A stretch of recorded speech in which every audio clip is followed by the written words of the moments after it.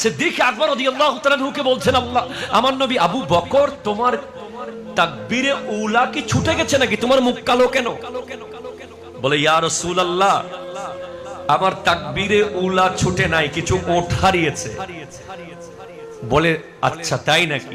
বলে, ইয়া রাসূলুল্লাহ, আমার কাছে তাকবীরে উলার মূল্য, মানে ইমামের সাথে সাথে আল্লাহু আকবার বলে তাকবীর এরে অ্যাটেন্ড করার, নামাজে দাঁড়িয়ে যাওয়ার মূল্য গোটা পৃথিবী পরিমাণ ওট যদি আমার থাকে, কেউ যদি বলে আমি 5 মিনিট পরে নামাজে গেলে সব ওট বেঁচে থাকবে, না হলে আমি সব হারিয়ে ফেলবো, 5 মিনিট আগে মসজিদে গেলে আমার সব ওট আমি হারিয়ে ফেলবো, আমি সমস্ত পৃথিবী যত বড় অত পরিমাণ ওট হারাতে রাজি, আপনার নবীর পেছনে প্রথম তাকবীর আমি ছাড়তে রাজি না।